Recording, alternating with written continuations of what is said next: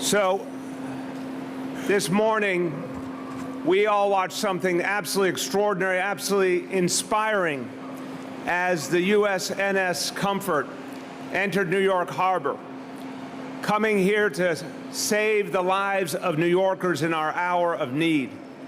We've all been through a lot these last few weeks, and we needed this boost. We needed this hope that's being created by our brothers and sisters in the U.S. Navy and the Marine Corps, everyone who is here to help us at this crucial moment. This ship arriving is not just an example of help arriving in a physical form. It's not just about the beds and the doctors and the equipment.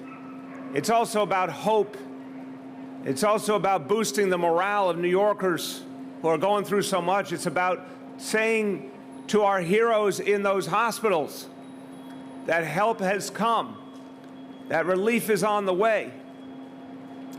I can't tell you how much this means. It is so much more than even we realize at this moment, that our nation has heard our plea for help here in New York City.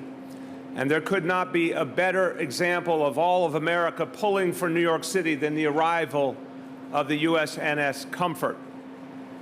It's a major, major moment in this long battle that we will be fighting against the coronavirus.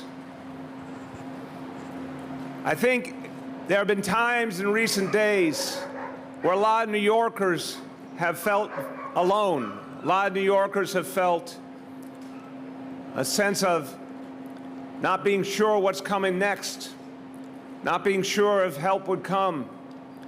Well, I want to say to all New Yorkers, we have evidence here. You are not alone. We are not alone. Our nation is helping us in our hour of need. There's a lot of people to thank, and you're going to hear from two of our real heroes here from the federal government who are doing so much for us. You're going to hear from Rear Admiral John Mustin in a moment, and the regional administrator for FEMA, Tom Van Essen, who's well known to all of us in New York City. But I want to thank everyone who was a part of this. Many, many people worked together. And look, we got to remember, this is a wartime atmosphere. We all have to pull together. We may have differences in peacetime, but to the maximum extent possible, we all have to be as one in wartime. I know our colleagues in the military understand that. We all need to understand that now. So I do want to thank President Trump. I want to thank Secretary Esper. I want to thank Chairman Milley. Everyone at the United States Navy, the United States Marine Corps, the United States Coast Guard, all the people at FEMA, so many people at the federal government who came together to make this happen and so much more for New York City. I want to thank Governor Cuomo and everyone in the state government who has joined us in pushing from day one for this kind of support.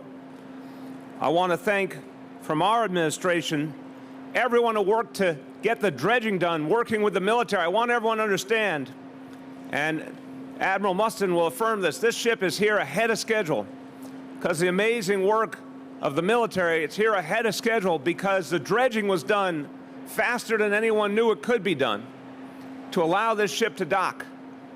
I want to thank everyone at the City Economic Development Corporation, our emergency management team, and also, of course, the State Department of Environmental Conservation and the Army Corps Engineers. Everyone pulled together. This was supposed to take 2 weeks to make it possible for this ship to dock. They did it in 8 days. And that means help has arrived quicker, and we're going to be able to do the life-saving work right now. Want to also thank from the military, one of the leaders who did the work to make this moment possible, Marine Corps Colonel Brian Duplessis, who's with us. Thank you, Colonel. And from my team, Deputy Mayor Raul Perea Hense for Health and Human Services, and Commissioner James Hendon, Department of Veterans Services. Colonel James Hendon, thank you.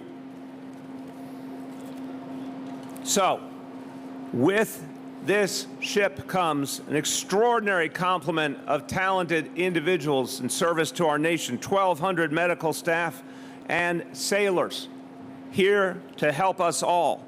750 beds will be put into play immediately to relieve the pressure on our hospital system.